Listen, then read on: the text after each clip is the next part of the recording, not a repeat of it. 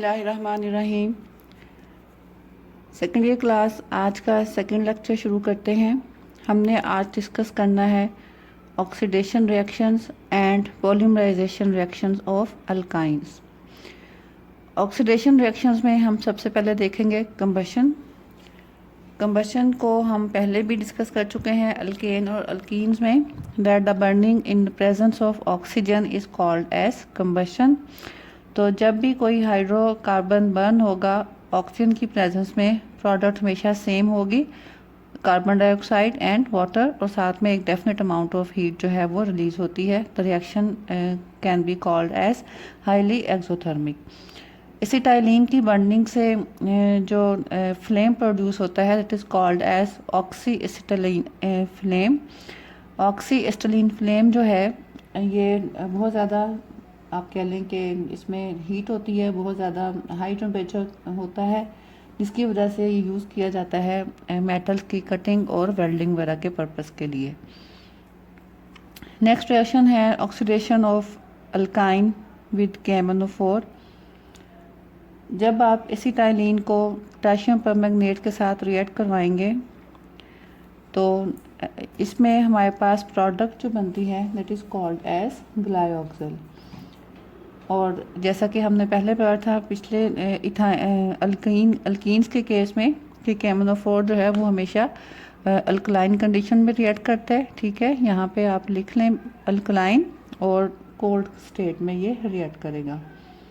लेकिन यहाँ पे अल्कीन्स में तो हमने इसको डाइल्यूट KMnO4 लिया था, लेकिन अल्काइंस के साथ रिएक्शन करने के लिए हमें कंसनट्रेटेड KMnO4 चाहिए होता है। तो ये KMnO4 जब रिएक्ट करेगा इथाइन के साथ तो आपके पास फर्स्ट स्टेप में बनेगा दोनों टेट्रा हाइड्रोक्सी इथेन, इस कंपाउंड का नाम होगा। दोनों कार्बन्स के ऊपर दो डबल बॉन्ड जो थे वो दोनों ब्रेकअप हो जाएंगे और हर कार्बन के ऊपर दो दो हाइड्रोक्सिल ग्रुप आकर अटैच हो जाएंगे। This compound is called as 1122 tetra hydroxy ethane. ये कंपाउंड जो है दो वाटर मॉलिक्यूल्स लूज करके कन्वर्ट हो जाता है ग्लायोक्सिल में। ये देखें फार्मूला ग्लायोक्सिल का HC double bond O C double bond OH। इन्हीं रिएक्शन कंडीशंस में यानी कि KMnO4 की प्रेजेंस में ये ग्लायोक्सिल जो है ये फर्दर ऑक्सीडाइज हो जाता है to give you oxalic acid. C double bond OOH single bond C double bond OOH is called as oxalic acid. तो एंड प्रोडक्ट हमारे पास जो बनती है वो ऑक्सैलिक एसिड है। Third type of reactions alkynes के जो हमने देखने हैं वो हैं पॉलीमराइजेशन रिएक्शंस। पॉलीमराइजेशन रिएक्शंस में आपको पता है कि स्मॉलर साइज मॉलिक्यूल्स आपस में ज्वाइन करके कंबाइन करके एक बहुत बड़ा बहुत जाइंट मॉलिक्यूल बनाते हैं।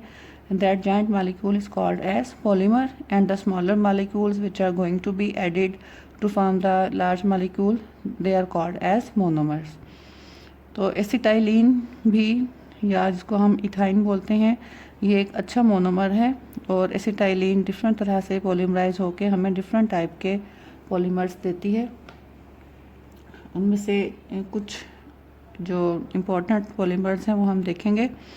First one is conversion of acetylene to divinyl acetylene. के एसिटाइलिन के मोनोमर्स आपस में ज्वाइन होकर डाइविनाइल एसिटाइलिन बनाते हैं। रिएक्शन सीक्वेंस कुछ इस तरह से होता है। फर्स्ट स्टेप में दो मॉलिक्यूल्स एसिटाइलिन के आपस में मिलते हैं in the presence of catalyst cuprous chloride Cu2Cl2 and ammonium chloride, और आपके पास जो प्रोडक्ट बनता है वो है vinyl acetylene. CH2 double bond CH single bond C triple bond CH is called as vinyl acetylene.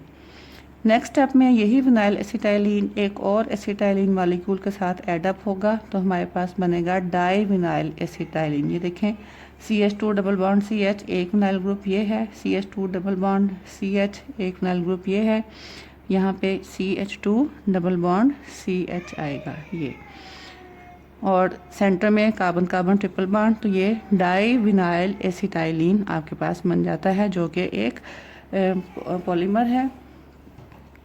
डाइविनाइल acetylene खुद इटसेल्फ भी एक इम्पॉर्टेंट पॉलीमर है।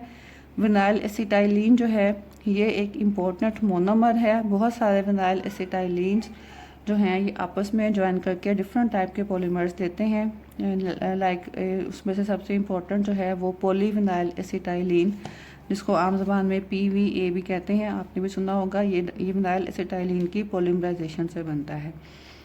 इसके अलावा अगर विनाइल एसिटाइलिन में हम हाइड्रोक्लोरिक एसिड यानी HCl ऐड करें तो हमें एक और इम्पोर्टेंट मोनोमर मिलता है, that is called as chloroprene. ये देखिए ये विनाइल एसिटाइलिन है। When it reacts with concentrated HCl in the presence of cuprous chloride and ammonium chloride, same आपके पास कैटलिस्ट है, we get the product chloroprene. CH2 double bond CH, C single bond Cl double bond CH2। ये HCl जो है वो यहाँ पे एक पाई बॉन्ड टूटा है और यहाँ पे HCl मॉलिक्यूल जो है वो एड अप हो गया है। क्लोरोप्रीन जो है ये भी एक इम्पॉर्टेंट मोनोमर है और बहुत सारे क्लोरोप्रीन यूनिट्स जो हैं आपस में जब पॉलीमराइज होते हैं तो एक बहुत इम्पॉर्टेंट पॉलीमर बनता है, that is called as neoprene, जो कि एक सिंथेटिक रबर के तौर पे यूज़ होता है। ये देखें क्लोरोप्रीन पॉलीमराइज होके आपको नियोप्रीन देता है, जो कि एक और इम्पॉर्टेंट पॉलीमर है। Next polymerisation reaction is conversion of acetylene to benzene. ये भी बहुत इम्पॉर्टेंट रिएक्शन है। 3 molecules of acetylene, they can polymerize together to form benzene। इसके लिए हम इन 3 मॉलिक्यूल्स को कॉपर ट्यूब्स में से पास करते हैं at a high temperature, that is about 300 degree centigrade. तो इन कंडीशंस में ये तीनों मॉलिक्यूल्स आपस में पॉलीमराइज हो जाते हैं। ये देखें पॉलीमराइज होने के लिए यहाँ से एक पाई बॉन्ड जो है वो यहाँ शिफ्ट हो जाता है, एक पाई बॉन्ड यहाँ और एक पाई बॉन्ड यहाँ। ये 3 एसिटाइलिन मॉलिक्यूल्स हैं। मैंने इनको थोड़ा सा रीअरेंज करके लिखा है ताकि आपको ये पता चले कि यहाँ से इस तरह से 6 मेंबर रिंग कैसे बनता है। तो ये 1 2 ये दोनों आपस में मिल जाएंगे, यहाँ से एक बॉन्ड आके 3 4 ये दोनों आपस में मिलेंगे, यहाँ से जब बॉन्ड टूट के आएगा 5 6, तो ये 6 कार्बन्स का रिंग बन जाता है। और हर कार्बन के बीच में ये देखें 6 कार्बन्स का रिंग और हर कार्बन के बीच में क्या बाकी रह गया, एक डबल बॉन्ड, क्योंकि ट्रिपल बॉन्ड टूट चुका है। डबल बॉन्ड और साथ ही हर कार्बन के साथ एक हाइड्रोजन अटैच है। तो ये फार्मूला है बेंजीन का, जिसको यूं भी शो करते हैं। तो इस तरह से 3 मॉलिक्यूल्स एसिटाइलिन के आपस में पॉलीमराइज होके आपको बेंजीन देते हैं। ये रिंग में हर कॉर्नर जो है ये आपको बताता है कि ये कार्बन एटम यहाँ पे मौजूद है। तो these are all about the polymerisation reactions of alkynes. Next lecture में इंशाल्लाह हम एसिडिक नेचर ऑफ अल्काइंस को डिस्कस करेंगे। उस वक्त तक के लिए अल्लाह हाफिज़।